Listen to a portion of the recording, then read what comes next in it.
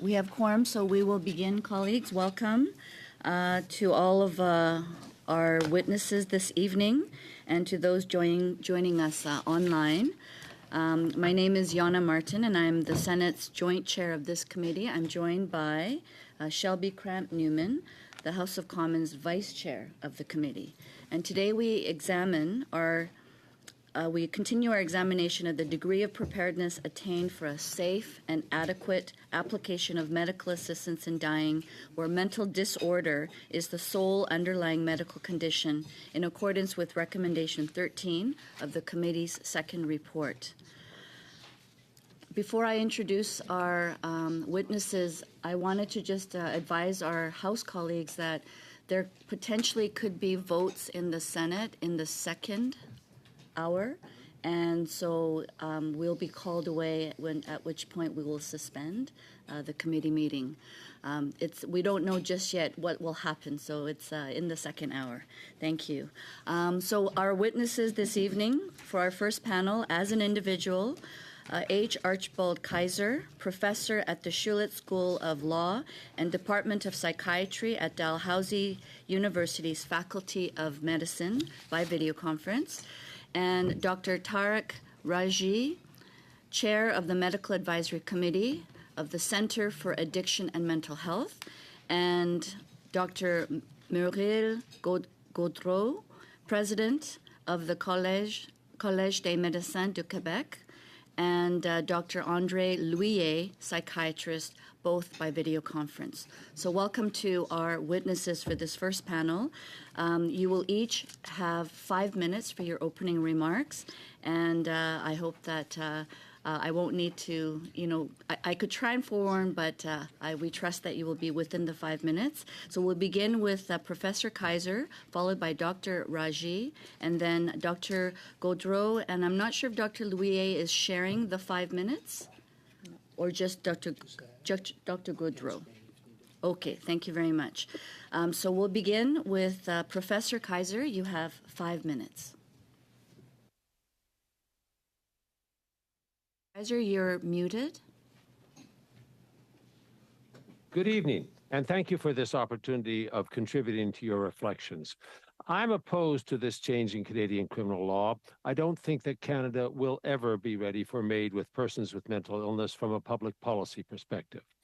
Adoption will alienate and harm people with disabilities in Canada, contrary to our charter and our international human rights law obligations, and it will diminish our well-earned UN reputation.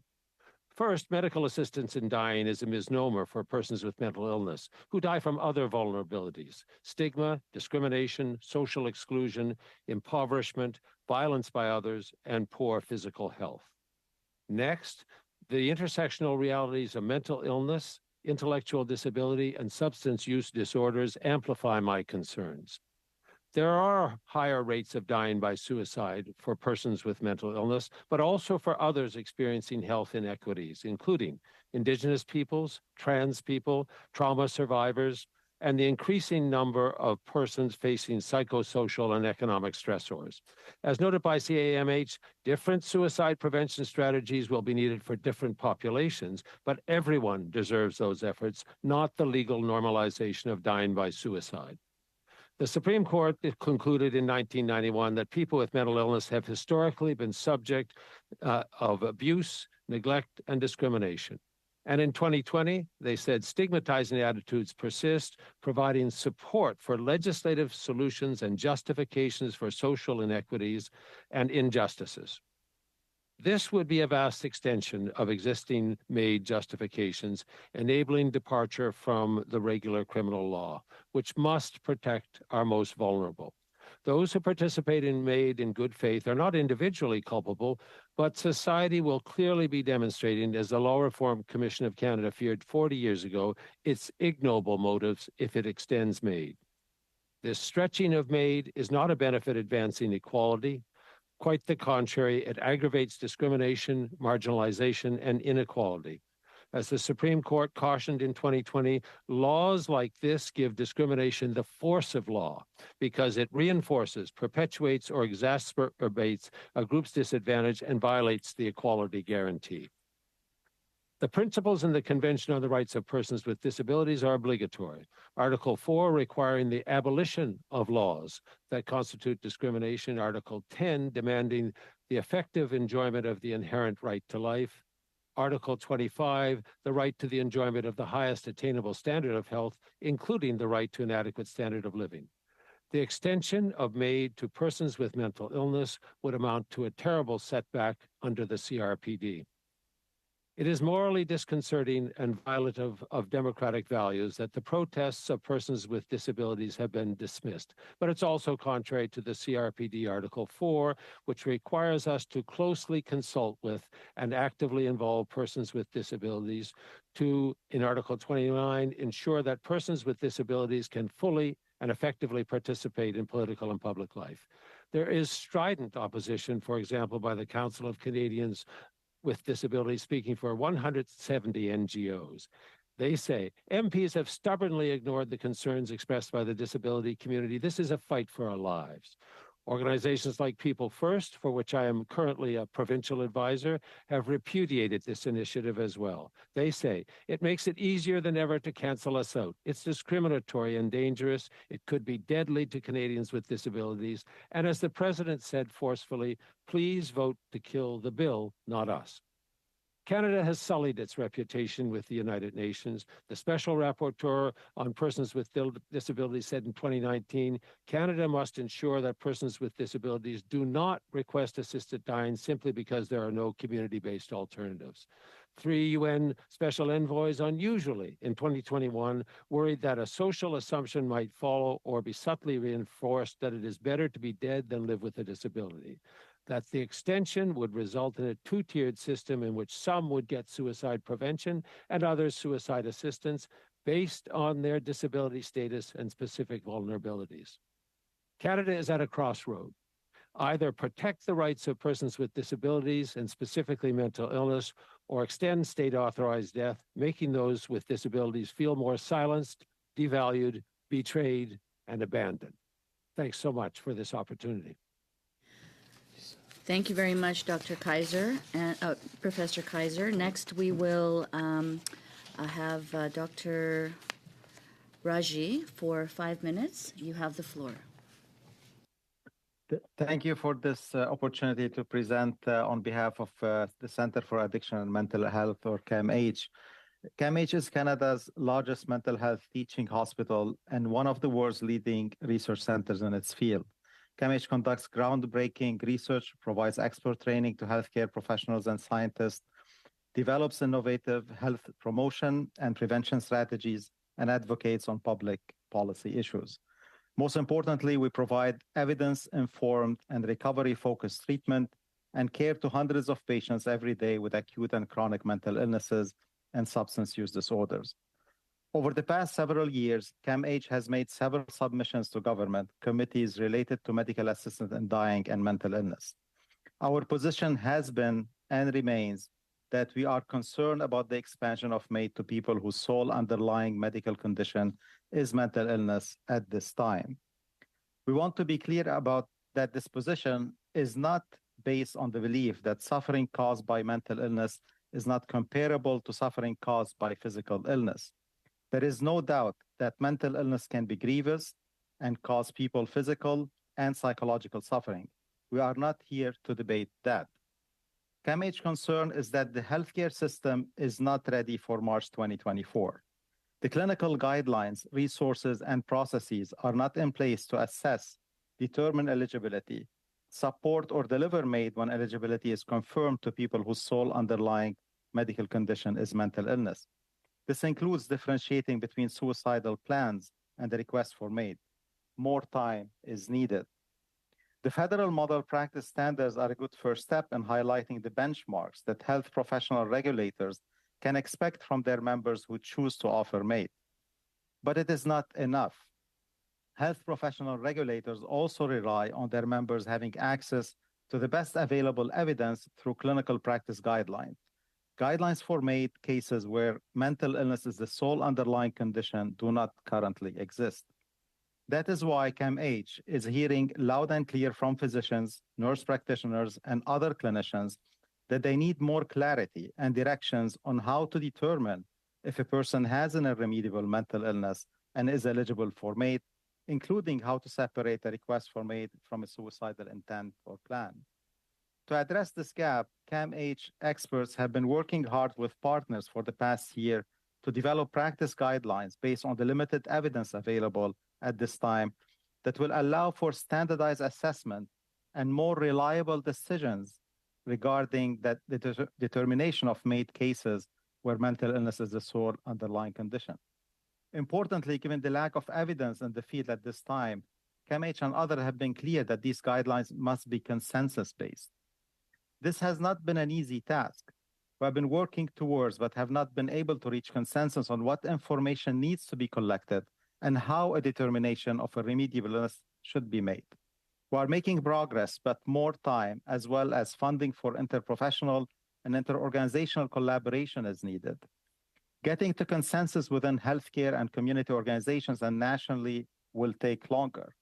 Given the life or death consequences of these decisions, we want to get it right, and we know the government does too.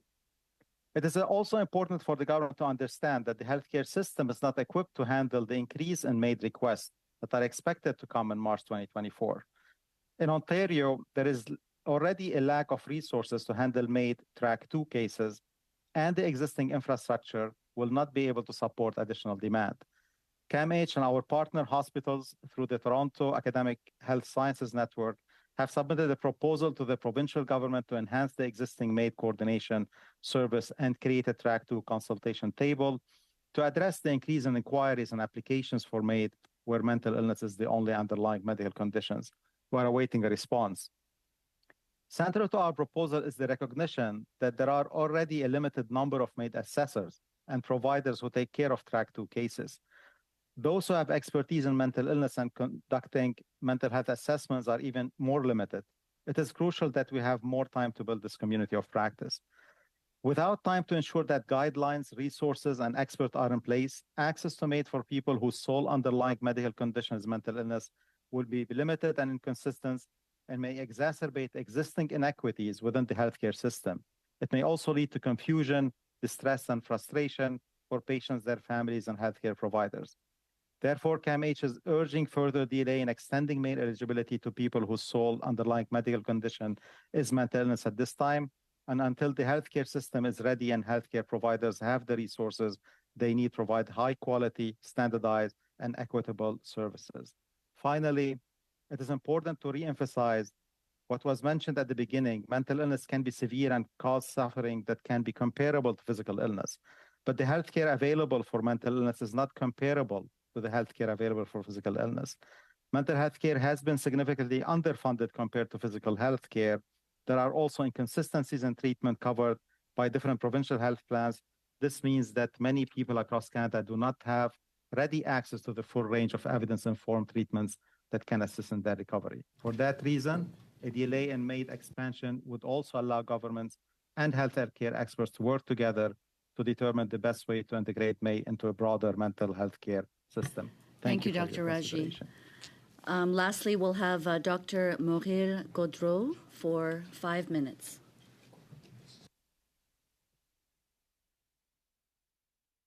Madame la Présidente. Co-chairs, members of the committee, we appeared before you almost a year ago to the day.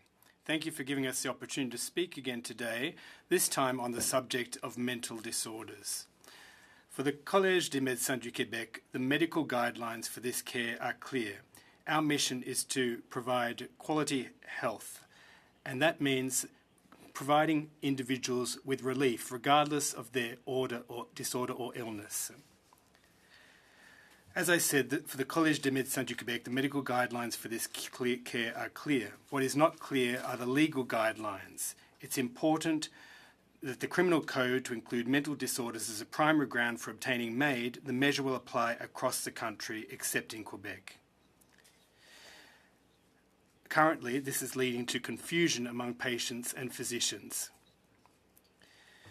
In order to be inclusive and non-discriminatory, and in order to bear in mind all of humans in their complexity, mental illnesses are now designated as mental disorders under the International Statistical Classification of Diseases, just like any other illness. The prevalence of mental disorders is now well known in epidemiology. In fact, it is estimated that 1 in 5 people will develop a mental health problem at some point in their lives. The Collège des Médecins du Québec does not claim that medical assistance in dying is an appropriate response for all people affected by mental disorders. But for most people with mental illness, there are a multitude of evidence-based therapeutic options available, and the prospects for biosocial treatment, rehabilitation, and recovery become more and more promising by the day. The Collège des Médecins du Québec believes that patients with mental health disorders must not be excluded from accessing medical assistance in dying. We base this medical opinion on the following factors. The level of suffering caused by certain mental health disorders can be every bit as intense as with other so-called physical health problems. Mental health patients cannot be discriminated against when it comes to access to MAID. The right to universal access to care must be upheld. A balance must be struck between the right to autonomy, vulnerable people to consent. That said, strict conditions are essential to avoid abuse. We have identified 5. First, any decision to grant medical assistance in dying with mental illness as the sole underlying medical condition must be based on a comprehensive and accurate assessment of the patient's ongoing condition and the care they have received, and not based on a snapshot. Second, there must be no suicidal ideation, as in the case of a major depressive disorder.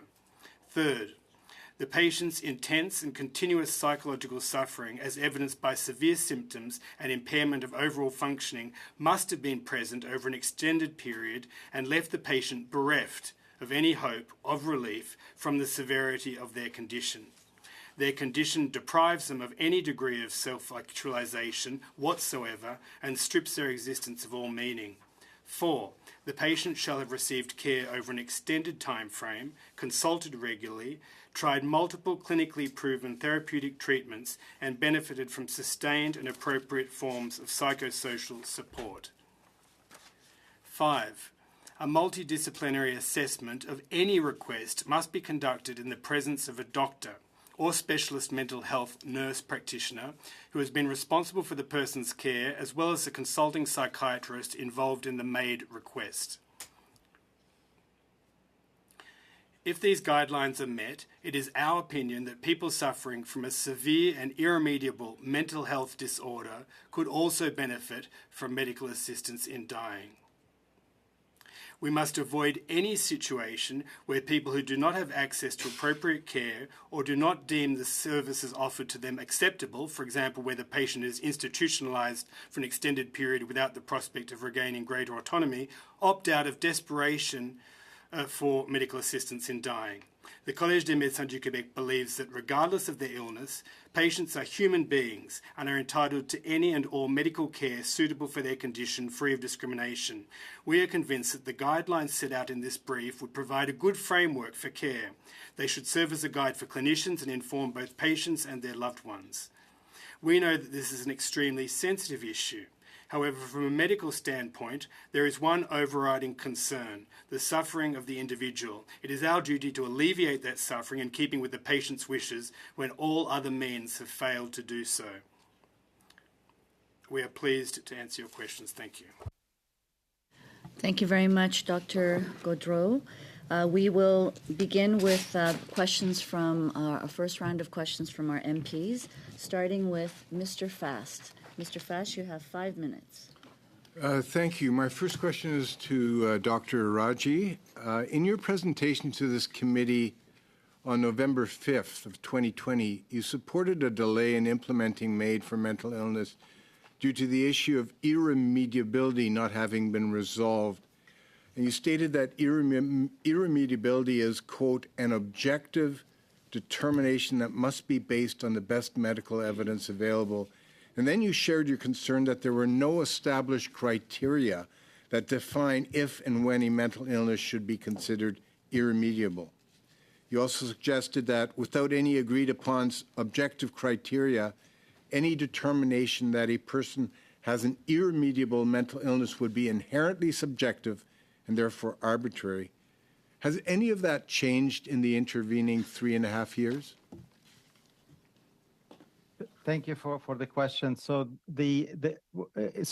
that's still the case in a way that there is no scientific evidence we cannot still at this time to determine at the individual level whether the person has an irremediable illness or not because of the trajectory of the illness. And this is why I mentioned in the statement today that any criteria about irremediable nature of the illness needs to be based on consensus guidelines. And that work needs to happen, and those discussions need to happen among the expert panel to determine for condition A, what are the criteria that would determine based on consensus that this illness is irremediable so that Dr. X and Dr. Y reach the same conclusion. And those criteria may be different for another condition.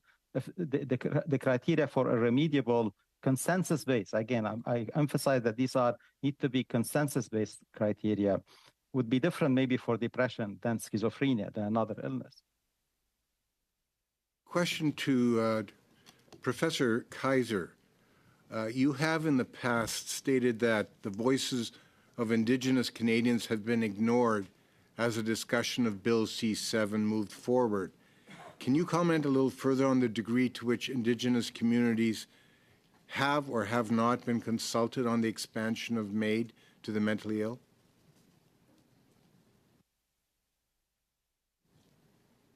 Obviously, this question is best put to representatives of Indigenous persons, so I have looked to them for the content of my answer. In February 2021, for example, many distinguished Indigenous signatories wrote to Parliament. The consultation here has not been adequate. It has not taken into account existing health disparities and social inequalities we face compared to non-Indigenous people. Our population is vulnerable to discrimination and coercion and should be protected against unsolicited counsel. Another witness before the Senate, February 21, Dr. Rod McCormick said, our people die of complex and high rates of disease, himself an Indigenous person in the general population. So when we're already overrepresented at every stage of the healthcare system, it seems ironic to provide another path to death.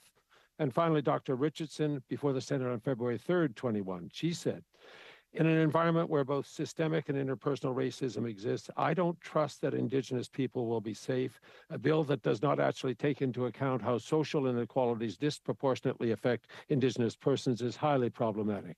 The sum and substance of all of that is how much consultation could there be that would remove those deep, abiding, permanent concerns of Indigenous Canadians with respect to the mental health care system in Canada in relation to the psychosocial stressors that they face. So that I don't believe there could be adequate consultation, but I believe those are representative voices from Indigenous persons. So 1 minute remaining. On the issue of irremediability, do you believe that there is a consensus within the mental health community on that issue, or is that still outstanding? There is emphatically not a consensus. First of all, I think you should listen to Canadians with disabilities who say that, for example, CMHA cases of severe and persistent mental illness that are initially resistant to treatment can, in fact, show significant recovery over time. But today in Impact Ethics, a group of mental health professionals says, MAID is for irremediable medical conditions, ones that cannot be predicted to improve. What their conclusion was overall is that combined with there being a half level of success only, and the inadequacy of measuring devices, they say. Let me just interrupt you for a second. I just have 5 seconds left. Are there any criteria established that would allow the mental health profession to determine irremediability? I'm just responding from the point of view of these providers. They said over half the time. So yes or no? Sorry, Professor. The answer is no, they are not adequate to provide confident predictions according to medical professionals. Thank you very much. So we now go to Mr. Fisher. You have the floor for 5 minutes. Thank you very much, Madam Chair, and thank you to all our witnesses today. I'm going to ask the same question I've asked other witnesses on this committee due to the narrow scope of what we're here to decide. Dr. Raji, do you think that the health system is ready for an expansion of MAID eligibility on March 17th, 2024 for individuals whose sole underlying medical condition is a mental disorder? No, we don't think the system is ready for in March 2024. Dr. Raji, here's a couple little scribbles I threw down when you were giving your testimony. Getting it right, getting to consensus, concerned at this time, in quotes, and more time is needed. If you were to believe that the healthcare system is ready, if and when, do you support MAID for individuals whose sole underlying medical condition is a mental disorder? I guess I can ask you the position of CAMH, not your personal opinion. Yeah, thank you. So CAMH has never said that we're not saying that mental illness cannot be or should be excluded from being as a criteria for MAID for mental illness. But I think what we're saying clearly is that there is work that needs to be done to determine what are those criteria that define one condition as irremediable versus not irremediable. And these criteria need to be established based on consensus because there is no clear objective evidence at the individual level to determine whether the individual X has an irremediable illness. And that work has not been done yet. So then just to be a little bit nitpicky for a second, just to get clarification, the position of CAMH is that they don't necessarily support MAID expansion. At this time, we urge the government not to expand at this time, yes. Okay. What have you heard from medical practitioners that work at CAMH on whether they feel equipped to undertake assessments or provisions, consultations for MAID where mental illness is the sole underlying condition? They are not equipped. So so that's what we've been hearing. We have several physicians and nurse practitioners who are open to be involved in the process of MAID assessment for eligibilities. But we hear them very loudly that they need more guidance. Even if they have no consensus standards to determine if they see a patient in their office, whether this person has an irremediable illness or not. And that's the work that they've been involved in. We've been working on this within CAMH environment internally, and that's taking a long time to determine what type of assessment need to be what type of questions, what type of information we need to collect, and then based on that information, how to determine that individual X has an illness that is irremediable versus not. Those decisions need to follow some standards based on consensus. Doctor, so the answer is not they clearly say that they are not ready. What do you see, and maybe you can expand on the gaps and challenges that might hinder or limit the willingness of psychiatrists working at CAMH to undertake MAID assessments? The lack of guidelines. The lack of the way we've been as clinicians and the way MAID has been approached as a clinicians is not the typical way of how we practice medicine. So to give you an example, when psychiatrists prescribe an antipsychotic, that's a medication, there are different guidelines for how they prescribe it, when they prescribe it for someone with severe depression versus someone with schizophrenia versus someone with dementia. There are guidelines that the profession follows to reduce variation, to reduce, to ensure quality of care, and that hasn't been. Those discussions haven't happened with respect to MAID. Mr. Fisher, there's about 40 seconds. Okay, in less than 30 seconds, then, Doctor, if you want to sum up, what else needs to be accomplished to ensure readiness?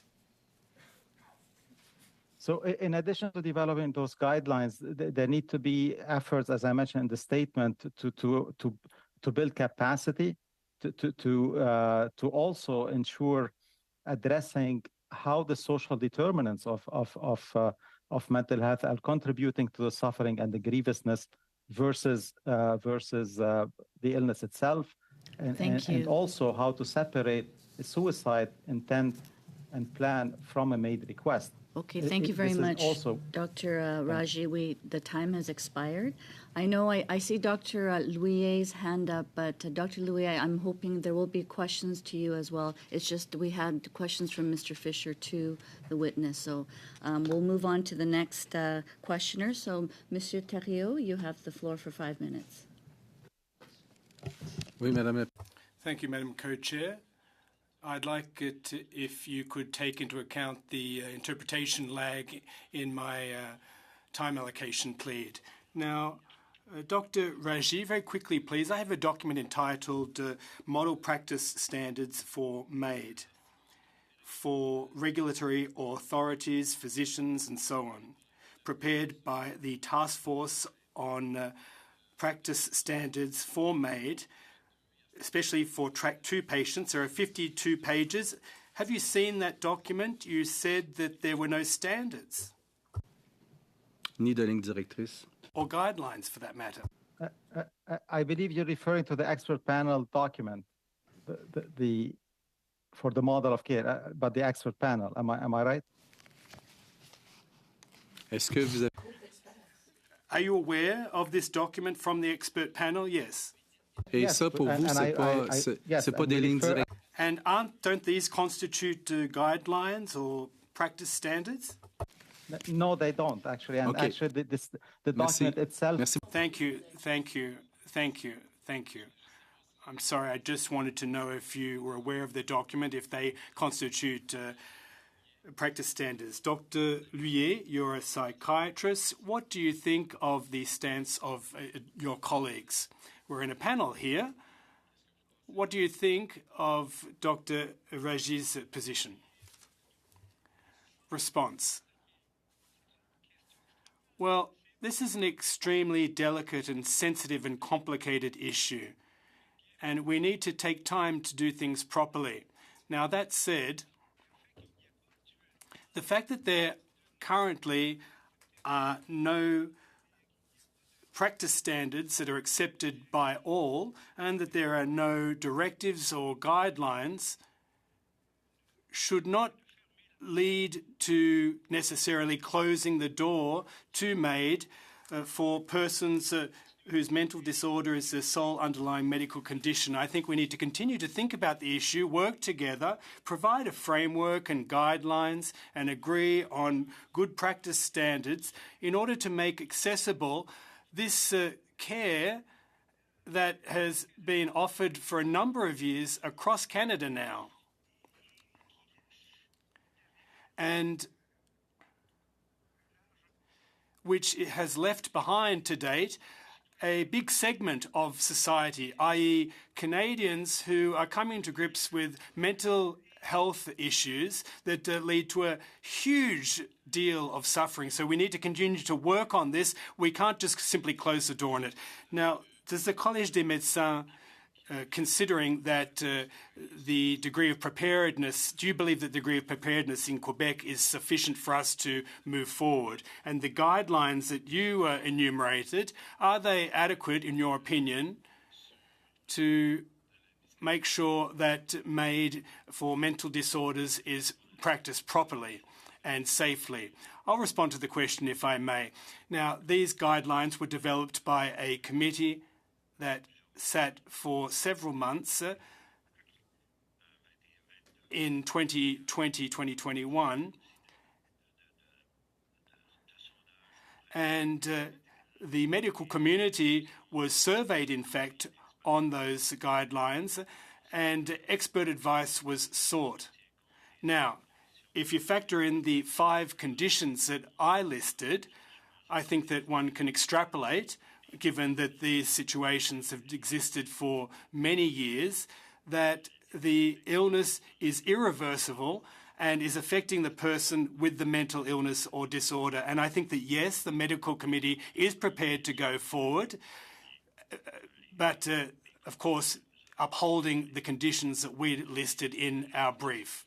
Question. Now, there are psychiatrists that have misgivings when it comes to opening up MAID for mental disorders. And according to them, it's difficult to determine irremediability. Now, in their practice, in their clinical practice, when they're asked the question, they have patients that have never healed for years, decades. Isn't that in and of itself proof of irremediability or incurability? Yes, indeed. Well, indeed it is, 100%. It does demonstrate that the illness is irreversible.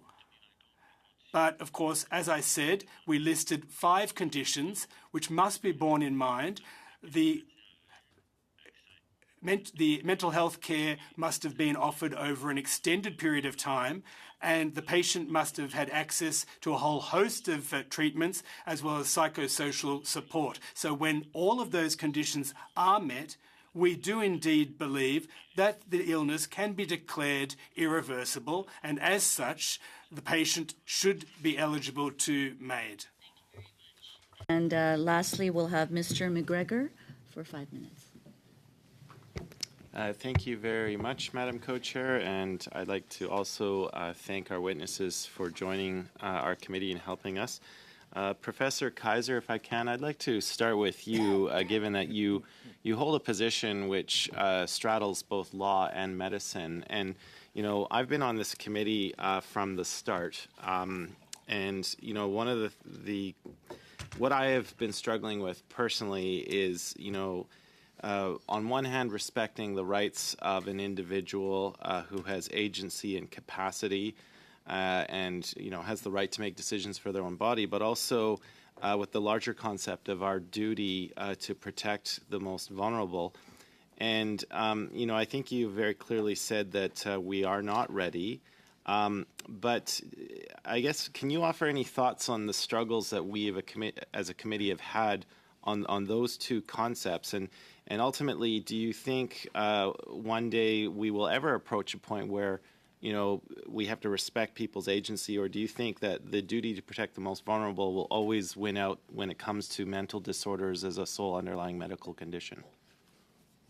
Well, I think the quick answer is that we have to disaggregate the concept of choice and autonomy for a person with serious long-term mental illness because of all the psychosocial factors that infuse diagnosis and experience. If you think about persons with disabilities in general, their choices are driven by poverty, isolation, stigma, loneliness, feeling that they're a burden, and so on, as well as being potentially coerced.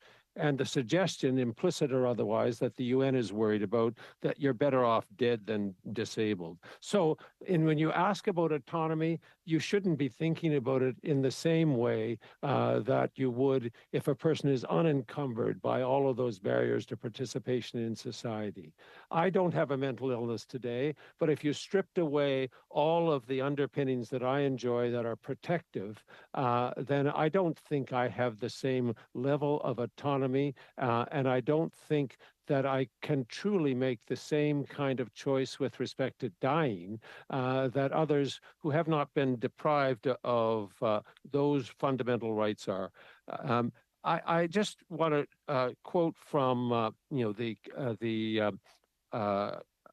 Commissioner on Human Rights in Canada, who said that medical assistance in dying cannot be a default for Canada's failure to fulfill its human rights obligations because systemic inequality exists in inadequate care to services, and in many instances, people with disabilities see death as their only option. That's the Commission, Canadian Human Rights Commission that says Thank you. that. Sorry to interrupt you. My time is a little bit limited, and I'd like to go to Dr. Raji. And you, sir, you very clearly have told the committee that you don't believe Canada is going to be ready by March of 2024. It's quite striking because, of course, Parliament had to quickly pass Bill C-39 to give us an additional year. So, ultimately, this committee is going to be tasked with presenting a report to both houses of Parliament with the recommendations. I mean, ultimately, in terms of a recommendation, do you have a time frame in mind? Do you have a knowledge approximately of how much time the medical community is going to need in order to arrive at those conditions that you've given both in your opening statement and to other colleagues around this table? So in about 1 minute, Doctor? Yeah, I don't have a time. I think I'm representing here CAMH, and we're having the discussions within CAMH, and it's taken us a long time to think about those guidelines to be more specific than what exists now. I think the discussions have to happen nationwide, and to have a sense about how long it is going to take time. So I cannot give an answer in terms of how long this could take. 30 seconds that I have, can you expand on the previous answer you were about to give on the difficulties between, you mentioned the suicidal ideation and the difficulties professionals would have separating that from someone who's making a claim for medical assistance in dying. Do you want to expand a little bit on that as well? Yes, it is difficult at this point. There is no clear way to separate a suicide ideation, suicide plan, and the request for MAID. Therefore, there need to be some discussions and to see what consensus, what part of an individual history for a particular illness we would agree as a professionals that this would constitute a separation. So Thank you very it's much. not as simple. Thank you. Thank you. Sénatrice Magie, vous avez 3 minutes. Senator Meji, you have 3 minutes. Microphone, please. Senator Meji's microphone is not switched on. Thank you very much, says Senator Meji. Could you please tell the committee if the college has already put in place a kind of regulatory framework for the practice conducted by members of the college, especially those that provide MAID to individuals who have mental disorder being the sole underlying medical condition? Sorry, I didn't understand the question fully. At the college, have you already planned or organised or put in place regulations to regulate your members when it comes to MAID for individuals who have mental disorder as a sole underlying medical condition? No, we haven't, Senator Meji. We're still participating in the discussion, in the conversation, and we have simply set out the 5 preconditions that would guide those providers of MAID for those individuals whose sole medical condition is mental illness. Question, in Quebec, is there one group or several groups that support MAID under those conditions in the case of medical disorders? Response, as I said earlier, we did conduct a survey that physicians participated in. 55% of them agreed that we work on developing specific criteria which would enable patients with mental health disorders to obtain MAID potentially. So in that regard, yes, there is a medical community, over 55% of them, that would agree with proceeding in that manner. But we agree that it's a complicated issue. We agree with everything that's been said to date. But we believe, as a college, that we need to continue to work on enabling those patients one day to be able to have access to MAID, potentially. Thank you, Madam Chairperson.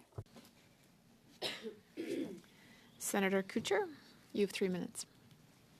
Thank you, Madam Chair. Dr. Raji, you're telling us you speak on behalf of CAMH. I have here their latest guidelines and considerations for operationalizing MAID. Just to be clear so that the committee knows, there is nothing in this document that says more clarity is needed, your words.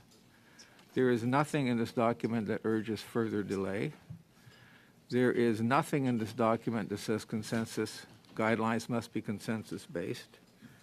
There is nothing in this document, in fact, there's no phrase, the one that you used, that says consensus-based criteria. This does not appear in the CAMH document, and I'll share the document with everybody. In fact, contrary to your personal statement on irremediability, the document reads, that CAMH has to address this issue on a case-by-case basis. It reads, CAMH believes that the determination of whether or not an individual patient is experiencing a grievous and irremediable mental illness that could qualify them for MAID must be based on best clinical judgment and a shared decision-making process with the person making the request and anyone else the person identifies. This determination should be guided by nationally developed practice standards. Those have been completed. You may not agree with some of them personally, but they have been completed and have gone through due process. So the other issue here is that CAMH talks about the importance of every effort distinguishing a request from MAID based on an individual's reasoned determination that life with a grievous and irremediable mental illness is not one they desire, distinguishing that from suicidality as a symptom of a remediable mental illness. You said that that could not be done, but that's not what the CAMH document says. So I just wanted to be clear, are you speaking on your behalf or are you speaking on CAMH's behalf because your testimony is contradictory to everything that I read here in the CAMH document? So I'm speaking on CAMH's behalf. The statement I just read was sent actually by CAMH Public Affairs to this committee, and I'm not seeing clearly that there is contradiction. I think I'm not speaking on my own behalf. I'm speaking on CAMH's behalf. I can assure you about that. So I think. Excuse me. I'm sorry. We have such a short period of time. So what I'm going to do, committee, 30 seconds. I'll table this so that the committee members themselves can look and see if the testimony from the witness and the information from CAMH is congruent or not. By the way, Dr. Raji, Dr. Mark Lachman in Ontario, who is the medical lead of Sinai Hospital Bridgepoint and has been tasked with addressing MAID SUMC in Ontario, says, quote, "We are ready to move ahead with MAID SUMC in Ontario as of March 17th, 2024. So he is in direct contradiction to what you just said, and I'll table for the committee the full report from Dr. Lachman. Thank you, Senator Kutcher. Next, we have Senator Osler. 3 minutes. Merci, Madame la Présidente. And my question is for Dr. Raji. Dr. Raji, I was struck by your comment that discussions on quality of care have not been held. But this committee did hear from the Federation of Medical Regulatory Authorities of Canada, whose mission is to advance medical regulation on behalf of the public through collaboration, common standards, and best practices. And when the Federation, or FEMRAC, was here, they in fact reported to this committee that they are ready. So my question is for you, for your concerns about the discussions on quality of care not being held, have you met with FEMRAC to discuss your concerns or written to them about the lack of discussions? And if so, what was their response? No, I have not met with them. And again, these are not my concerns only. These are the concerns of the several physicians who are engaged in developing those guidelines, which guidelines are different than standards. I just want to also clarify that point. The standards documents actually itself, the one that developed by the expert panel, states that these are not clinical guidelines. And this is what is missing to ensure quality. And that's the CAMH position that we're describing now, why part of it is why we're not ready. And then if CAMH indeed does have these concerns, why have you not had that discussion with the Federation of Medical Regulatory Authorities of Canada? So we are having internal discussions. We did express this concern to the expert panel as when they were developing the model that led to that explained the standard to the regulatory bodies. But the expert panel, that was our input, that was our feedback to the expert panel before.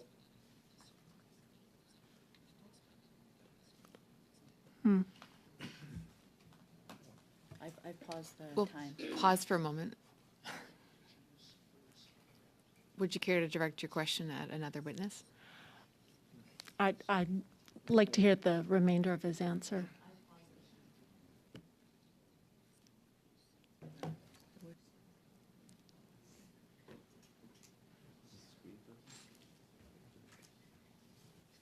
Dr. Raji, you are frozen, so we're just trying to get you back online.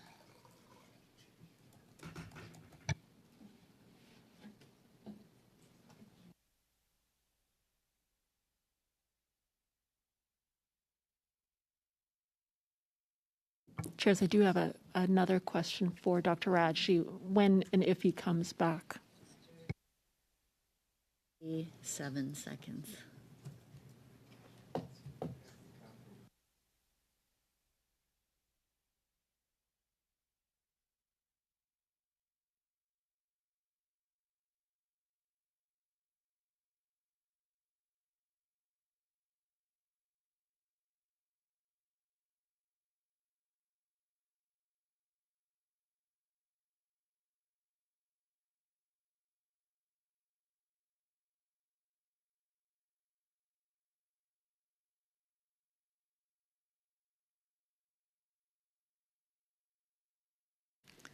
Okay, Dr. Raji, it looks like you're back.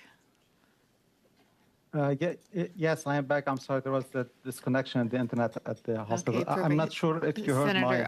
Yeah, Senator Osler, she has about 45 seconds remaining if you'd like to finish off where you were in the middle of.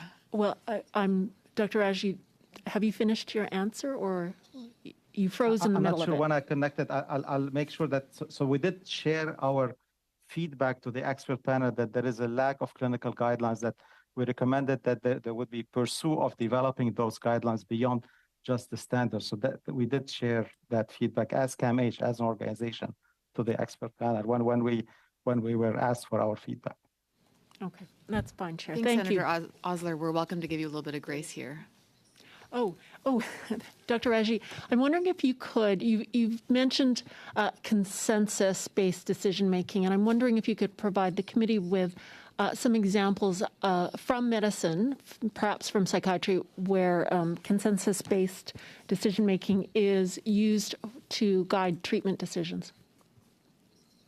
Very briefly. So example of this would be when there is not enough high scientific evidence based on experimental evidence to guide the treatment A versus treatment B, or intervention A versus intervention B. So then the decision for the guideline would be based on the consensus of experts around that condition.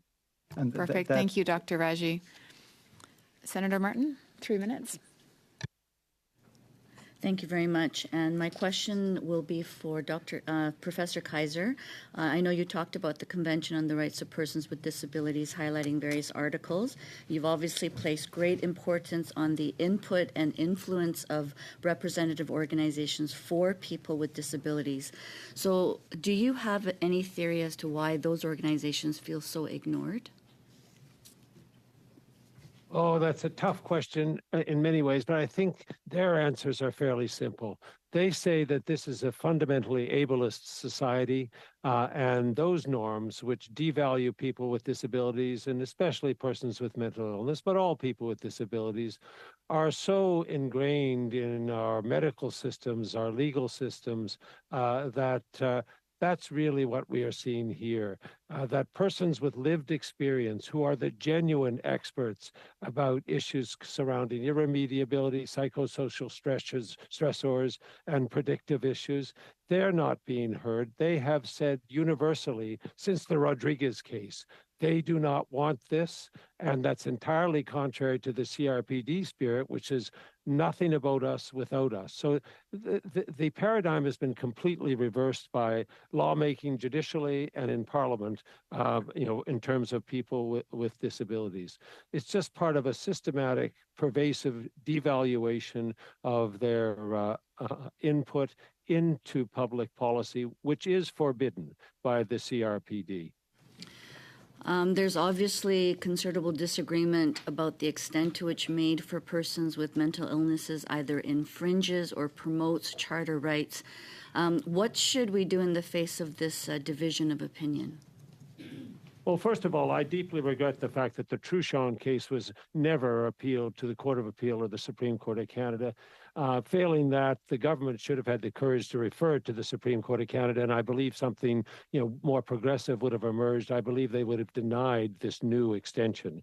But if you look at it very simply under Section 15, this law does make a difference that's based upon disability, and it does cause suffering for persons with disabilities, whereas others who experience problems are not offered MAID. And second, it is a discriminatory distinction because it reinforces a grotesque stereotype that lives of disabled people are not worth living. But yet everyone else, who experiences some form of obstacle in participation in society that's not attributable to mental illness, they're offered suicide prevention rather than suicide facilitation. So that I think the answer would be obvious under our charter that this is a violation of Section 15, the equality guarantee. I also think it's a violation of Section 7, the principles of fundamental justice, and thank you very much, the integrated Dr. Kaiser. principle of equality. Thank you very much. At this point, witnesses, thank you very much for joining us this evening. Your testimony has been appreciated. And colleagues, now we're going to suspend briefly while we prepare for the second panel. Thank you. Thank you so much.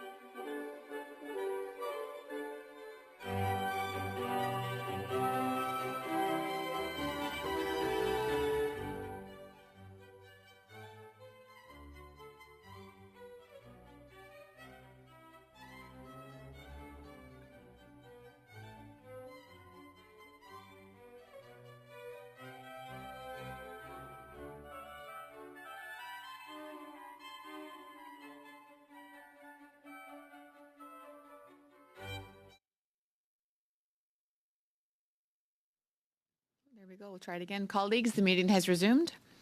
I'd like to welcome our witnesses for the second panel, beginning with Dr. Sonyu Gang, Chief of the Sunnybrook Health Sciences Center, Department of Psychiatry, followed by Dr. Eleanor Gittins from the Canadian Psychological Association.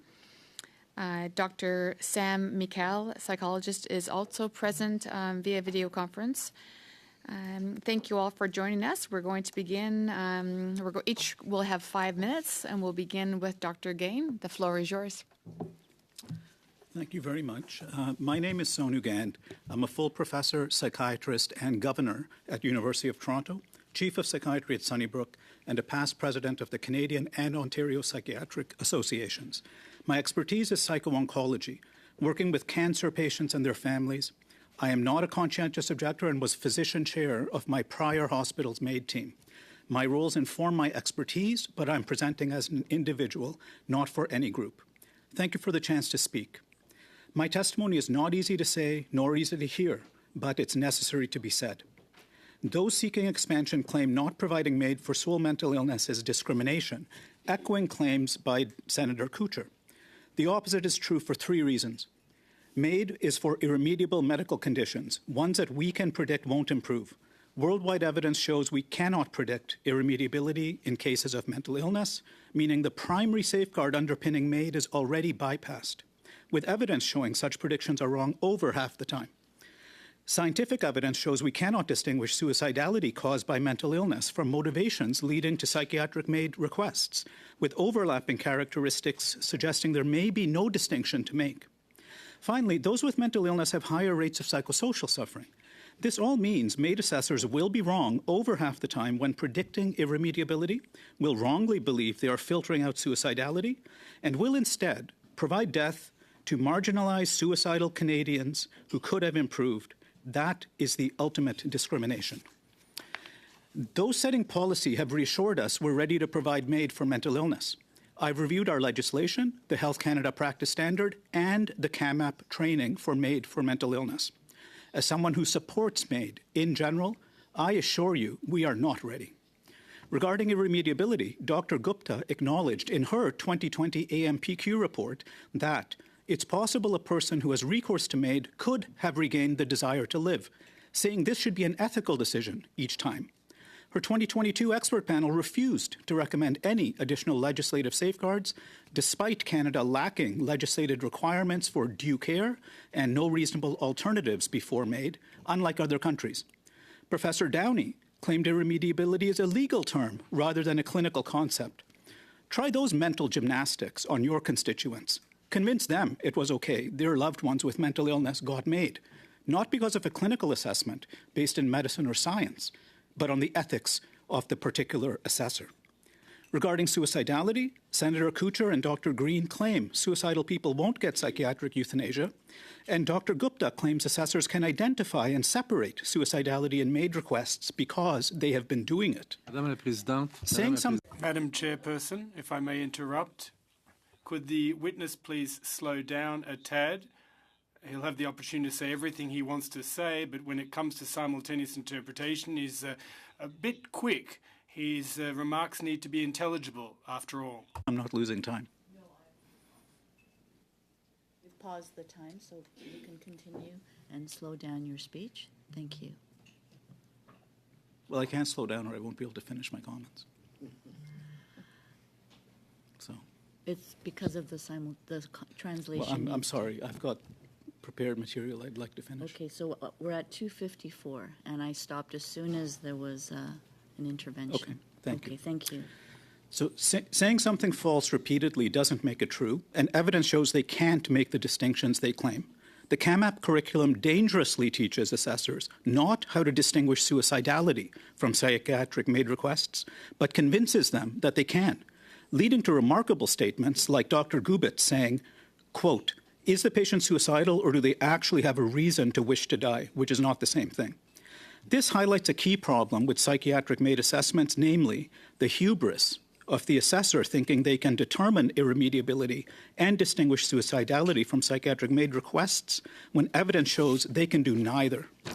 Remarkably, the CAMAP suicide module neglects mentioning known risks to marginalized populations. European data show a gender gap of twice as many women as men getting psychiatric euthanasia and of unresolved social suffering. Dr. Gupta stunningly dismissed this, saying this gender gap, quote, doesn't concern her since nobody really knows what it means. Signals of a gender gap are already emerging in Canada on track 2.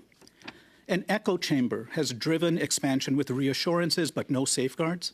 It's reassurance theater. In recent weeks, I've worked with over 200 colleagues debunking a slew of disinformation shaping our policies. You can see today's piece in impactethics.ca and check the new Society of Canadian Psychiatry site, sockpsych.org, for other links. CPA Chair Dr. Freeland reluctantly acknowledged she couldn't say all the readiness is there, and the lead for CAMAP's curriculum, Dr. Lee, wrote she has grave concerns about our preparedness. Dr. Gupta testified 1 to 2 patients in her practice would qualify. I can't speak to the severity of illness she sees, but Scott Kim, a researcher at NIH, estimated we'd have well over 2,000 patients yearly getting psychiatric euthanasia.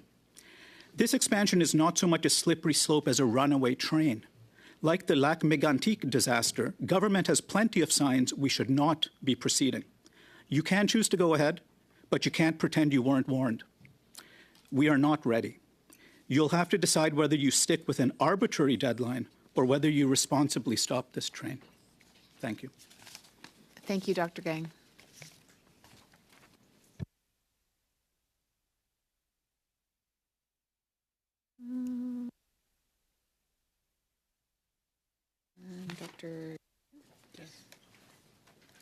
Dr. Guettin, you have 5 minutes. Thank you, Madam Chair and members of the Special Committee for the invitation to the Canadian Psychological Association to appear before you this evening. My name is Dr. Eleanor Gittins, and I am the sitting president of the CPA. I'm a professor and a program coordinator in the Addictions Treatment and Prevention Program at Georgian College. I'm joined by Dr. Sam McHale, who is a CPA past president and adjunct clinical faculty member at the University of Waterloo. The CPA is the National Association for Practice, Science, and Education of Psychology. There are approximately 19,000 registered psychologists in Canada. The CPA recognizes the significant work of the Special Joint Committee on such a sensitive and delicate matter as medical assistance in dying. In considering the pending application of MAID, where a medical disorder is the sole underlying medical condition, the CPA made a series of recommendations in response to the report of the expert panel on MAID and mental disorders released in May 2022 and was in advance of the Special Joint Committee's June 2022 interim report. These recommendations have been shared with the Ministers of Mental Health and Addictions, Health and Justice, as well as the committee. The CPA also created a task force on end of life and produced 2 reports, the first in 2018, that discussed various issues related to MAID, such as decisional capacity, advanced directives, and the role of psychologists, and the other in 2020, which outlined practice guidelines for psychologists involved in end-of-life decisions. In the interest of time, we will not cover all of the recommendations in our report, but would like to highlight the following. Currently, the experts panel report recommends that an independent assessor should be involved with MAID, where a mental disorder is the sole underlying medical condition, and it names psychiatrists as the experts. We fully agree that these cases will require an assessment independent of the treating team or provider. However, we strongly recommend that psychologists be named as additional expert assessors in these cases. Psychologists are the country's largest group of regulated mental health care providers able to assess, diagnose, and treat mental disorders.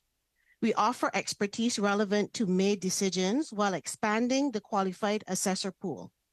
Psychologists' expertise in the administration and interpretation of objective measurements have established validity, reliability, and embedded indices aimed at identifying inconsistent responding, phased responding, symptom exaggeration, and suicide ideation or intent is vital to the assessment of individuals requesting MAID where mental disorder is the sole underlying medical condition. In developing the newly established curriculum for MAID assessors, the CPA has not been given the opportunity to review and/or provide input. Given psychology's expertise in the development, administration, and interpretation of psychometric measures for the purposes of complex assessments, we see this as a significant oversight. When it comes to a decision regarding end of life, and when that decision may be impacted by even the slightest possibility of compromised decision-making due to impaired cognitive functioning, the highest standard of care must be taken in conducting objective assessments in order to guide the final determination of eligibility. Psychologists, as specialists in assessment and diagnosis of cognitive functioning, are uniquely positioned to ensure this standard of care. Given this training, and because psychologists have extensive training in research methods, they should be equally involved in MAID research questions, both for end-of-life care issues and where a mental disorder is the sole underlying medical condition. Here, we refer to Recommendation 19, which states that the federal government should fund both targeted and investor-initiated periodic research on questions related to the practice of MAID. We would also like to address the expert panel's recommendation number 2 that MAID assessors should establish incurability with reference to treatment attempts made to the point, outcomes of those treatments, and severity and duration of illness, disease, or disability. Thank you, Dr. Gittens. Thank you. Thank you. We'll go into the first round of questions, and we begin with Mr. Cooper for 5 minutes. Thank you very much, Madam Co-Chair. I'm going to direct my questions to Dr. Gain. You mentioned that you thought CAMAP training on MAID and mental illness was not adequate to ensure readiness. Can you elaborate on that? I'd be happy to, and I'll reiterate, I think it's wholly inadequate. I'll be stronger in saying that. I think we could have gotten a better use out of our $3.3 million that went for that. But, pejorative comments aside, it's something where when I look at that, I'm looking to see, does this help the assessors in any either evidenced or reasonable way tease apart things like irremediability, which, as I said, it's not a question of whether a situation is irremediable, it's whether we can predict it to be. That's the whole point. We're making predictions in advance of giving someone death when they're not dying. There's nothing in there that helps us predict irremediability. And the other one is suicidality. And this one actually, I have to say, shocked me, literally shocked me. I'm looking at it right now, but the module on suicidality, it consists of 10 pages, of which 5 slides have content and a 4.5-minute audio clip. And there's nothing in there about, for example, the 2-to-1 female-to-male ratio of psychiatric euthanasia in the places that get it. There's nothing in there about suicidal risk of marginalized populations. And they simply make comments like this: managing suicidality is something most clinicians learned at some point in their training. The general principles of managing suicidality apply in the MAID context as well, whether person is requesting under track 1 or 2. I don't even know what that means. It doesn't provide guidance. Well, but it does dangerously tell people that they think they can separate suicidality from a psychiatric MAID request, and no evidence supports that. Well, and on the issue of irremediability and suicidality, Dr. Gupta, in the case of irremediability, says that psychiatrists are equipped to make judgments on a so-called case-by-case basis, exercising their clinical judgment. And with respect to suicidality, Dr. Gupta has asserted that there is no issue in terms of determining that of a rational request from one motivated by suicidal ideation, because supposedly psychiatrists do this all the time. I'd be interested in your comments in response. I've heard that echoed by many people, actually, and it is simply not true. Our suicide assessments that we're trained to provide through residency are not about distinguishing suicidality from whether somebody wants to die through MAID. It's a completely different thing. The CAMAP guidance, they focus very heavily on whether it's impulsive or not, completely bypassing and missing the fact that many suicides are actually planned out, well thought out over a period of time. There's nothing in there that helps us tease those apart. Furthermore, the evidence from the European countries shows overlapping characteristics between those who actually attempt suicide, most of whom do not try again and do not take their lives by suicide, and they benefit from suicide prevention, but overlapping characteristics between those people and the people who seek and get psychiatric euthanasia. So the obvious concern is, are we converting transient suicidality, which may be fixed for a relatively long period of time but still abates with suicide prevention? Are we converting that to a 100% lethality through MAID? And that's why the 2-to-1 ratio of women to men who get psychiatric euthanasia should terrify any psychiatrist, because that 2-to-1 ratio is exactly the same as the 2-to-1 ratio of women to men who attempt suicide when mentally ill, as I said, most of whom do not die by suicide and do not try again. And we think that reflects gender-based marginalization. How can we be ignoring that as a country and just saying we're ready to march ahead in March 2024? In her testimony, Dr. Gupta claimed, quote, "Some of the voices that are saying we are not ready have contributed nothing to becoming ready," end of quote, and that, quote, "those voices have not been involved even when opportunities have clearly been presented to them," end of quote. Do you agree that that's a fair characterization? I don't agree it's a fair characterization. I'm actually shocked that she said that. She should know better than most that many people have wanted to be involved and have not had the opportunity to be. And that includes for many things that I can give further details on, but I know that the time in your question is limited. But I do not agree with that. Thank you very much. Next, we will have Ms. Kudrakis for 5 minutes. Thank you, Madam Co-Chair, and thank you to our witnesses for being here with us tonight. My questions will be directed to Dr. Gittins and Dr. Mikhail. And we've heard this question time and time again, and other witnesses have answered to it. So I will ask the same one to see how your view differs, if it does in fact. Do you think that the health system is ready for an expansion of MAID eligibility on March 17, 2024 for individuals whose sole underlying medical condition is a mental disorder? I think the issue of readiness involves looking at several components. First of all, legislation. Is it in place? Yes, it is. Second of all, are regulations in place? And I would argue that regulations are incomplete because they've not been looked at by the broader mental health community. They've been looked at, as was indicated earlier, the Federation of Medical Regulatory Authorities.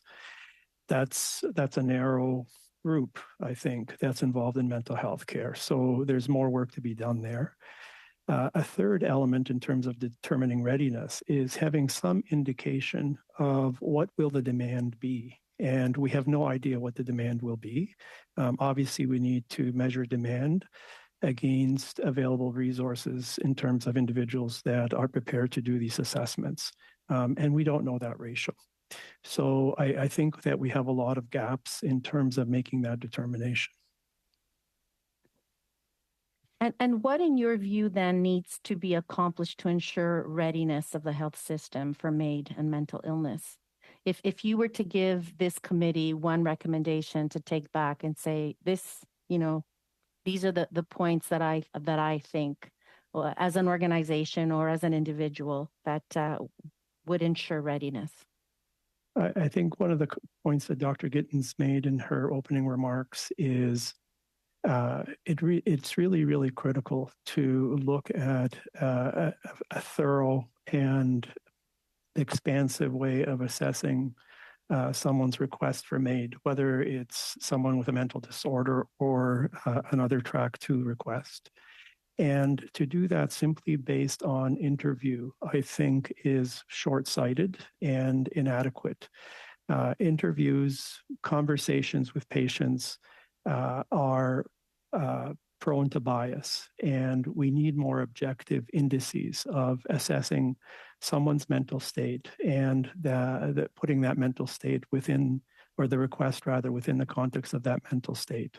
There's a very, very extensive body of research that goes back to the 1950s and has continued since, that makes it very clear that actuarial prediction is far superior to clinical prediction. And so I think that's at the very, very least, one of the things that's necessary in order for us to move to a state of readiness.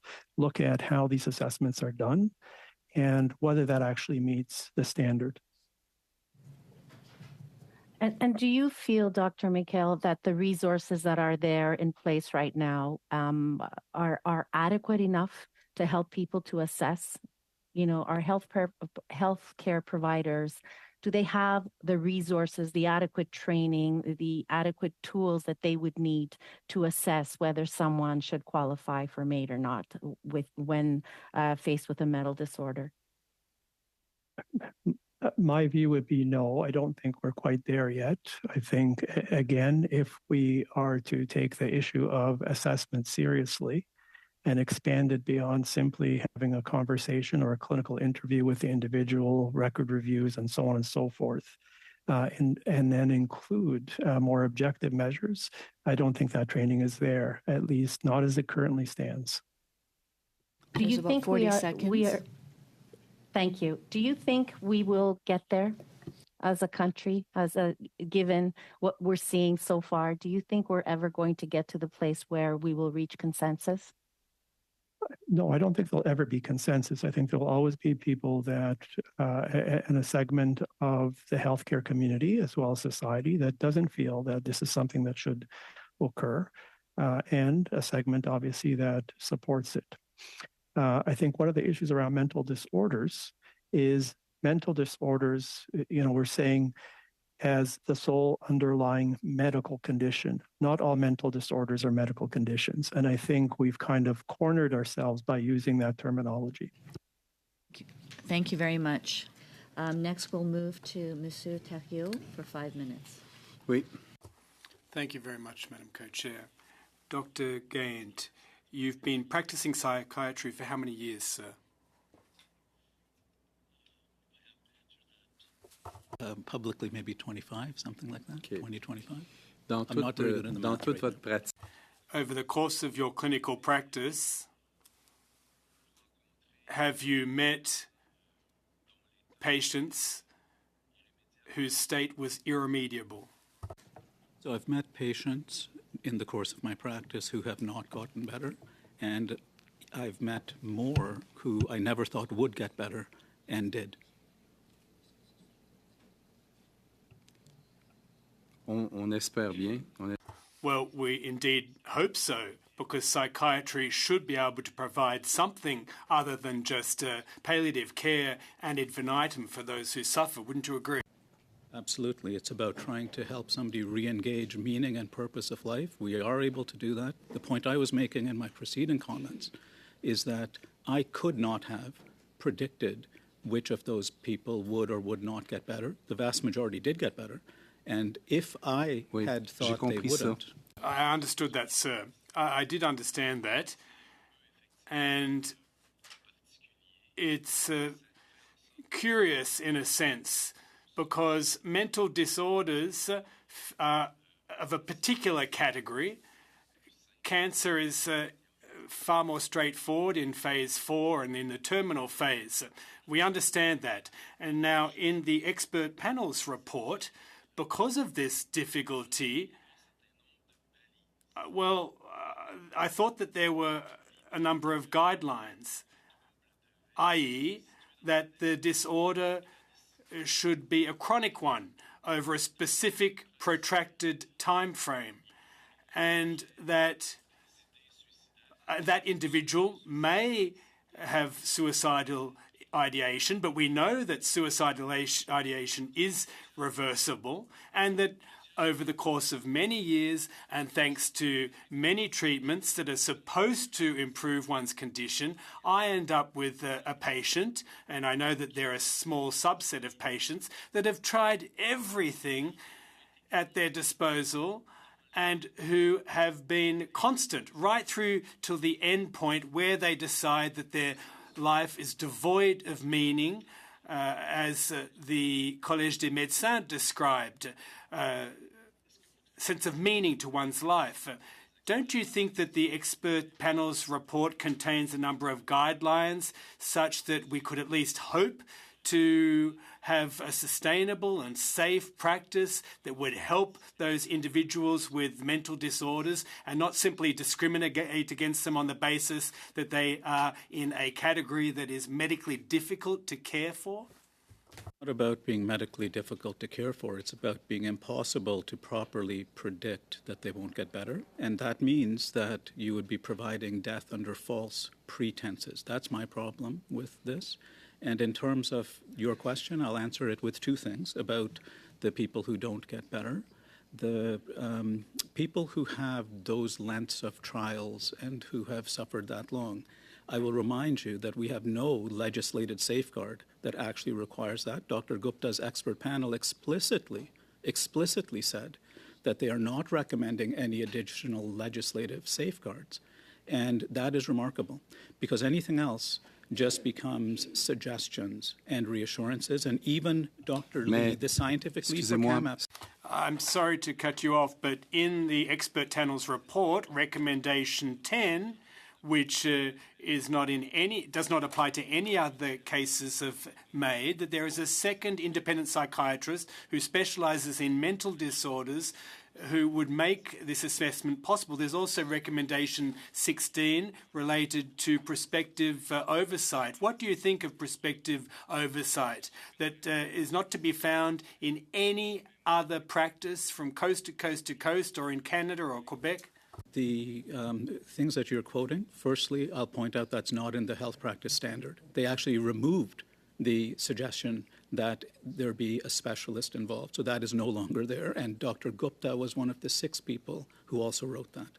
And in the same expert panel report, they say literally, we are unable to provide guidance on the length, number, or types of treatments required before providing MAID for psychiatric illness. That's not any guidance. But it's not because it's not in the report that we can't proceed in that manner or propose it. So would you agree that recommendation 10 should be put back in place? The time has expired. We're over by several seconds. Did you want to just a quick yes or no? Well, it would have been good for the committee to hear the answer, nevertheless. Given that there is lag with interpretation, I would indeed like a response to that question. I know that it's not normal per se, but why not put back in place recommendation 10? No, it would not provide the safeguard that you're thinking it would. Okay, merci. We have Mr. McGregor next for 5 minutes. Thank you very much, Madam Co-Chair. Dr. Gained, I'd like to direct my questions to you. There's been much has been made of the fact that someone who has an incurable mental disorder will have to show an extensive treatment history in order to access MAID for MDS-UMC. We've got the federal government's expert panel, we've got Health Canada's MAID Practice Standards Group, and CAMAP. But, the expert panel did say that no further legislative safeguards are required. And if you read the criminal code, there is a requirement that a person has to be informed of the means available. What are your thoughts on that? Because you've previously voiced some discomfort with that. Like, why are these standards not enough compared to an actual legislative safeguard within the criminal code? So a few things. One is, keep in mind that I know of no other thing we do in medicine that requires a carve-out from the criminal code to avoid prosecution for homicide. What we're talking about is helping people die when they're not dying. That's the bottom line of what we're talking about. And so then in terms of the potentially required safeguards, to answer your question, when they're not in legislation, the consequences are, let's put it this way, there's a lot of leeway that assessors are given. And this is not just coming from me. This is coming from people working in the field. You know, Dr. Lee, who was the lead for the CAMAP guidelines, she has specifically said this, that the current law permits too much latitude based on practitioners' personal values. Currently, it is a legal fiction that determinations of the eligibility of MAID are based on objective clinical judgments. In fact, I regularly witness practitioners' values influencing the interpretation of the current MAID eligibility criteria and safeguards. And if you recall, when Dr. Gupta testified here, I found this quite remarkable. She seemed to use as a measure of things going all right and that we shouldn't worry, the fact that no assessor has been prosecuted. I mean, that's not the sort of threshold that I go by. And if people aren't aware of this, CAMAP guidelines, this is not in the mental illness piece. This was in a prior thing from 2022, which they called Interpretation and Role of Reasonably Foreseeable. They quite literally go through a process of providing guidance for assessors to convert Track 2 MAID requests to Track 1, and for proceeding with Track 1 MAID, thereby bypassing all Track 2 safeguards, including the 90-day period, even if assessors don't agree the patient should be on Track 1. Thank you. Thank you for that, Dr. Gain. We've also heard, in my opinion, there's been conflicting reports on the figures with regard to the number of psychiatrists in Canada who are comfortable with this going forward versus those who are not. I think, you have previously referenced the Ontario Medical Association, psychiatrists in Manitoba. Do you have anything to report to the committee on the numbers that you are aware of? And furthermore, how could this committee get its hands on actual surveys from psychiatrists, from organizations like the Ontario Medical Association, from Manitoba, so that we can actually have definitive numbers? And should we be sending for those documents to have them tabled as a part of this report? So I can't speak for Manitoba, but for Ontario, I'm happy to forward those to the committee afterwards. You can see exactly the questions that were asked and how they were answered. And the results of those are consistent with the vast majority of surveys that have been done of psychiatrists. They show that, yes, it's about 2 to 1. So firstly, most psychiatrists are not conscientious objectors. Like me, they support MAID. I'm not a conscientious objector. 85% support MAID. But by a 2 to 1 ratio, 2 to 1, they do not support MAID for sole mental illness. These are not the people who are the most stigmatizing and discriminatory. They've devoted their lives to working with people with mental illness. Happy to forward you those numbers afterwards. And finally, just a quick comment from you. I mean, much has been said that we don't need to have consensus on this, but what does it say to you when such a high number seem to be opposed with those kind of ratios? Very briefly. What it says to me is that not only has this not been driven by consensus, this is a small minority with ideological viewpoints that are true believers that have driven the expansion. Thank you. At this point, we'll transition to questions from the senators. Senator Osler, you have 3 minutes. Thank you, Madam Chair. And for something different, I have a question for Dr. Gittins and Dr. McHale. In August 2022, the Canadian Psychological Association responded with a series of recommendations to the final report of the expert panel on MAID and mental illness. And the recommendations included a statement that, quote, psychologists must be included. Question number 1 is, outside of government-operated mental health services, are psychologists covered under any provincial or territorial health insurance plan?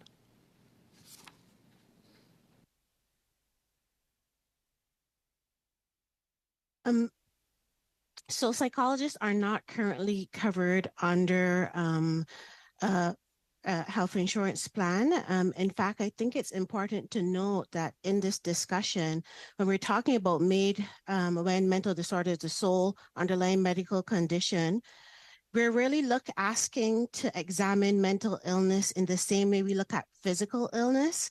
And as a country, we have not yet established parity. So care and treatment of mental illness is not covered by Medicare, nor is it readily accessible. Thank you. And then a second question. In this context, where currently many patients do pay for psychology services out of pocket, how would the involvement of psychologists assist in this country's state of preparedness and readiness? Yeah, I think that's a critical concern. Obviously, to do a thorough assessment is not a short process. It's a fairly detailed process, and that can be expensive for someone who is looking to have a psychological assessment for determination of eligibility. Unless it occurs within a hospital setting or through Veterans Affairs, I think most people would not be able to, or a large majority of people wouldn't be able to proceed. Thanks, Madam Chair. And I will cede the rest of my time back to the committee.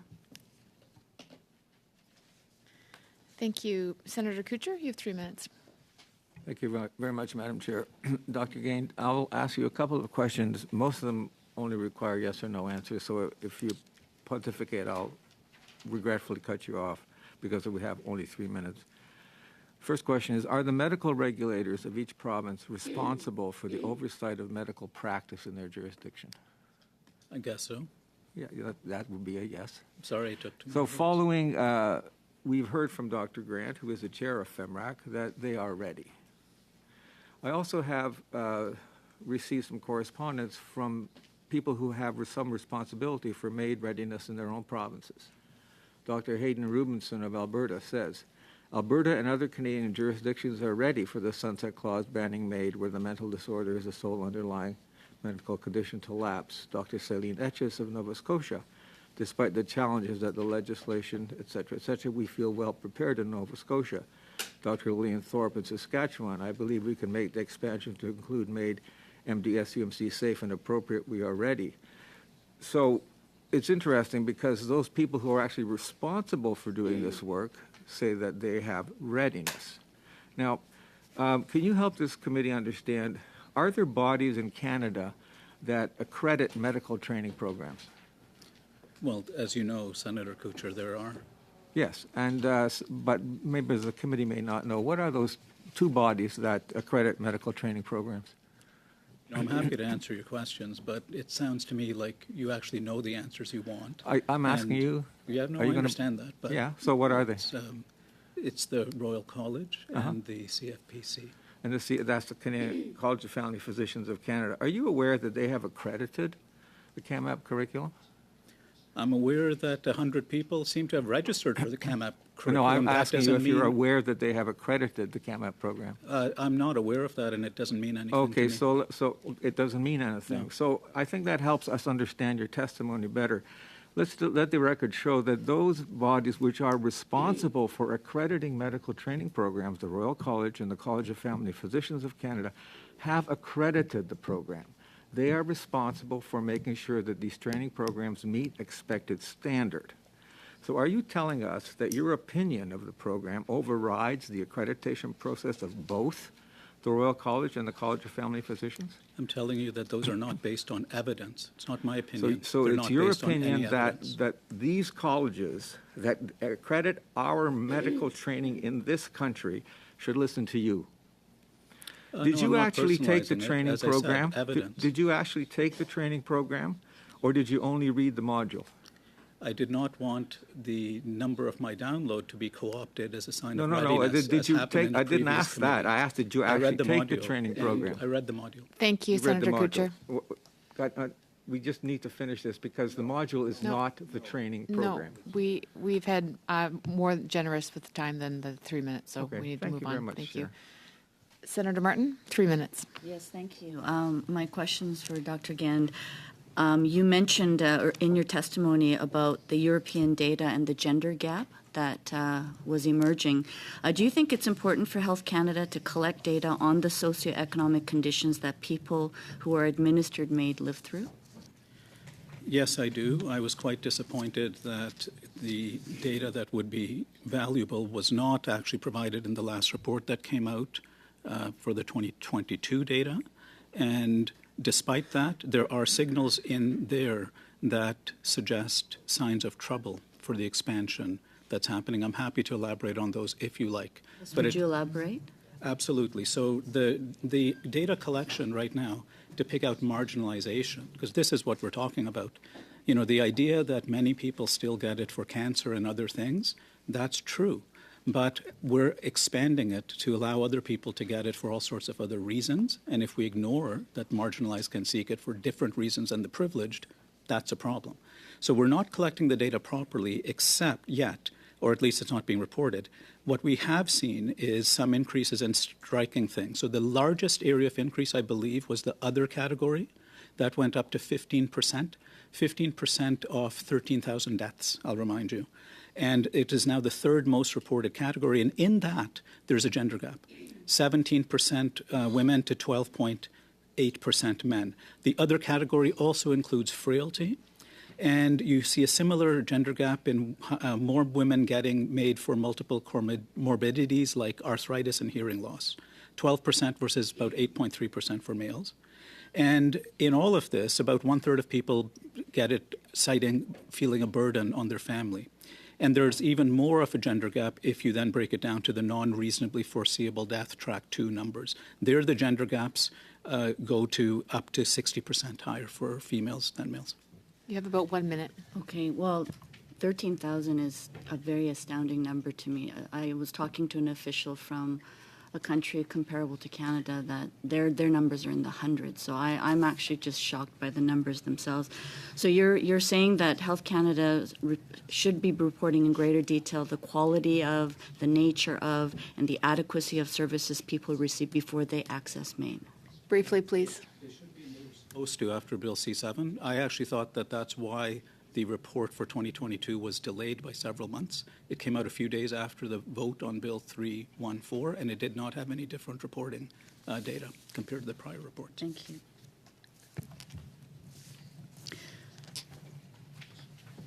Yes, so we're going to go into the second round of questions. So we have for Mr. Cooper for 3 minutes. My questions will be to Dr. Gainde. Dr. Gainde, Health Canada came out with recent data on MAID for 2022. Do you have any comments or observations on that data, and more specifically, anything that may be relevant to the question of expanding MAID for mental illness? I do, and actually I started to allude to that in the prior answer as well, some of the gender differentials, the gender gap that's emerging in some areas of MAID, including Track 2 and the other areas that I spoke about.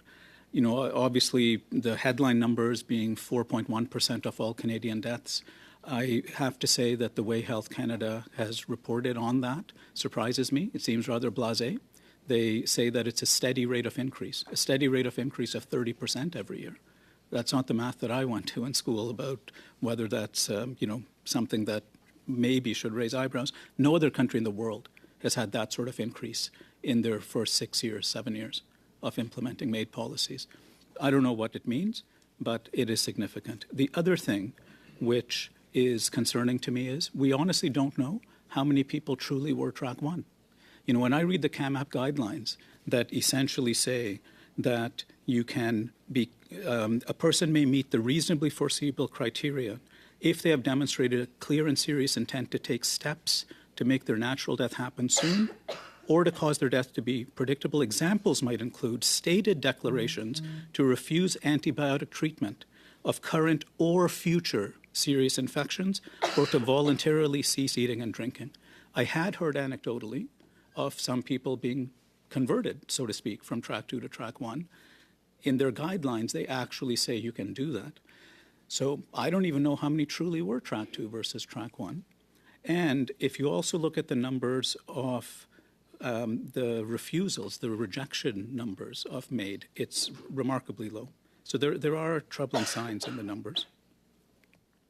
It has been asserted by Dr. Gupta as well as other activists like Jocelyn Downey that excluding persons suffering solely from an underlying mental health disorder constitutes a paternalistic assumption that such individuals are unable to make autonomous decisions. I'd be interested in your comments on. Very briefly, Dr. Gain. Disagree with that. It's something where we have a piece in impactethics.ca today. It addresses that even when somebody is able to make a fully autonomous choice, if the assessor thinks they can do something that they can't, that's the problem. It's not about the autonomous choice of the patient. It's about the assessor pretending that they're doing an assessment that they Thank can't. you very much, Dr. Gain. We have Mr. Maloney. You have 3 minutes. Mr. Scarpelletti is going to take the time. Okay. Oh, thank you, Mr. Maloney. Very gracious of you. When you're in this part of the batting order, if I may say, all your questions have been asked, but I'll take nonetheless I'll revisit some things. So you said, Dr. Gain, that the training programs are not based on evidence. That's correct. Could you elaborate on that? I can. So especially at the two key issues that are problematic for MAID for sole mental illness, the issue of how you predict irremediability, meaning that the person's condition will not get better, and also how you supposedly separate suicidality that benefits from suicide prevention from motivations for people seeking MAID for psychiatric conditions. And there's nothing in there, especially on the latter, that actually talks about how to do that other than saying you need to make the distinction. They talk about suicidality refers to the thoughts, plans, or actions to end one's life. They talk about a few other characteristics. Almost all of those also apply to somebody who is asking to end their life through MAID for a psychiatric condition.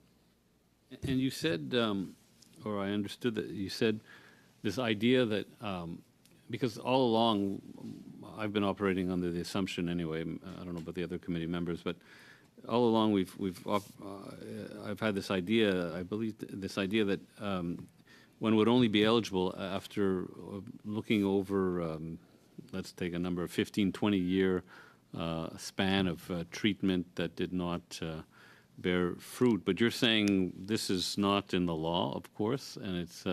Did you say it wasn't in the module as well? Is it?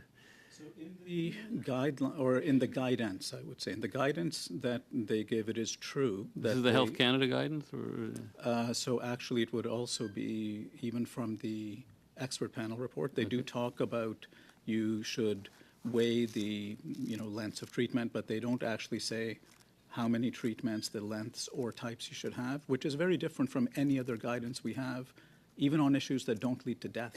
When we're going through what's the next step of somebody who has treatment-resistant depression, for example, we actually have guidance on the sort of paths we should take. Here it is left completely up to the assessor, and that's the problem, because there's no legislative safeguards there. And some assessors may well be very dedicated and comprehensive. Others will not be. I can tell you just very briefly that I was speaking with a colleague yesterday about a patient who got MAID while they went on a pass from psychiatric hospitalization, and the psychiatric team had not even known. Thank you very much. Monsieur Thériault, you have 2 minutes. 2 minutes. 2 minutes? Okay. You said earlier that in 25 years of clinical practice, there's been only a small number of patients that you were unable to cure.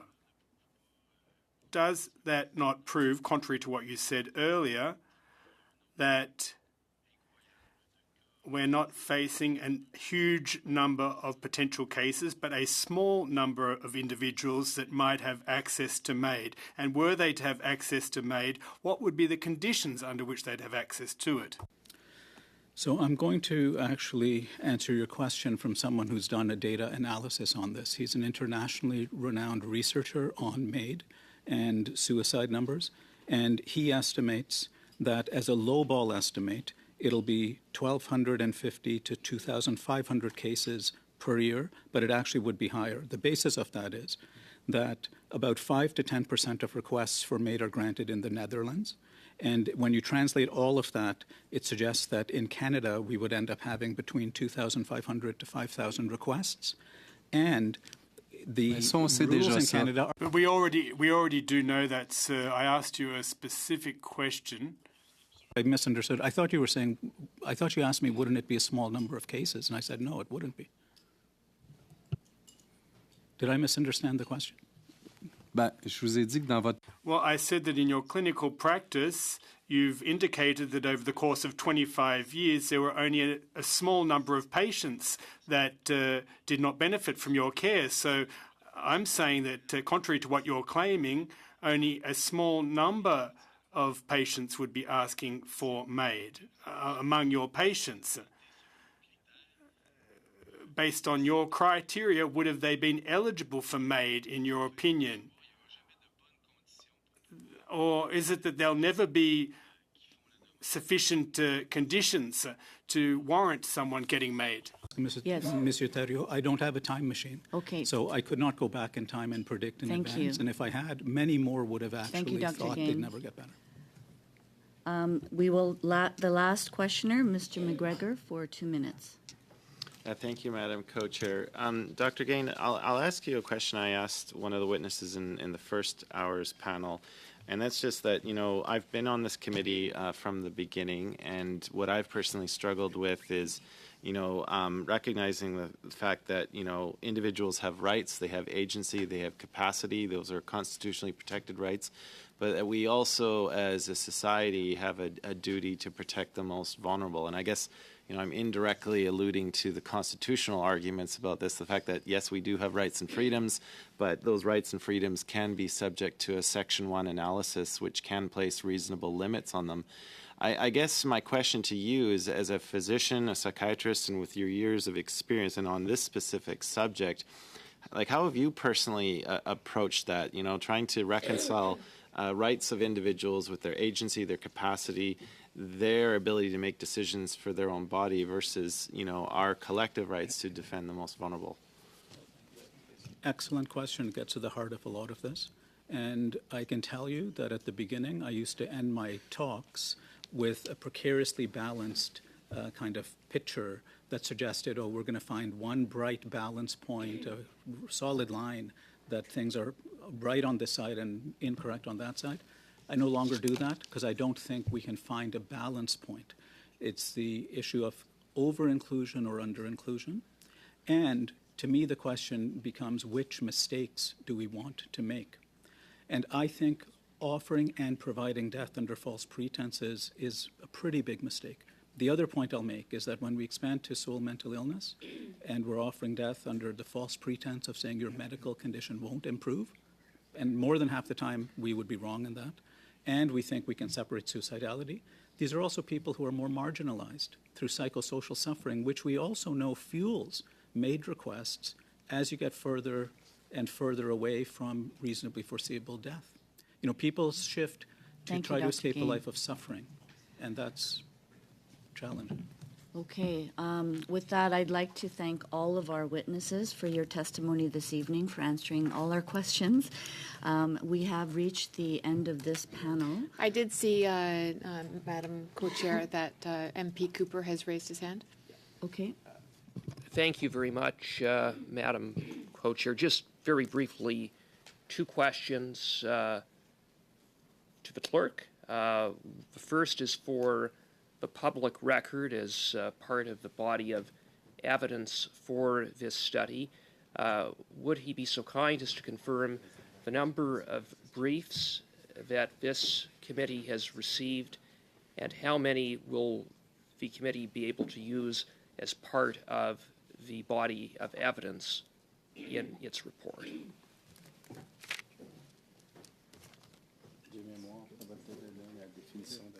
Yeah, Madam Chair. I believe this is something, we're going into committee business momentarily. I believe this is an issue that will be, amongst others, that will be addressed then. It's not to say that it can't surface again, but I'm not sure this is the appropriate time to discuss that. I just would like to get that clarified, and I'll leave it at that. Okay. I'll only add that this is the first time this part of the discussion has taken place in public.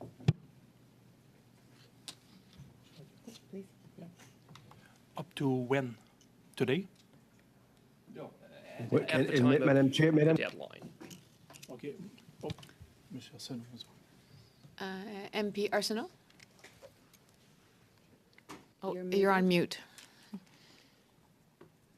Merci, j'avais la main levée. Thank you. I raised my hand. I agree with Mr. Maloney that this has more to do with committee business and we can discuss it then. But if we have to discuss it now, I'd like us to define what the difference is between a brief and correspondence, an email, an opinion piece. We have to separate the wheat from the chaff. What distinguishes an email from a brief, for example? I have recognition. Yeah, I don't want to get into a big debate here about it. I just want, for the record, because there was some uncertainty about how many. Sorry, I am going to interrupt, and I apologize, Mr. Cooper. But this, well, first of all, we should probably excuse the witness, but unless he's interested in hearing this discussion. At this point, I think I believe we shall. Dr. Gang, if you'd like to excuse yourself. Thank you very much for your testimony, and all witnesses that are online as well. Thank you very much for your thoughtful testimony, and we'll move on to the goings on of committee business. Thank you. Thank you so much.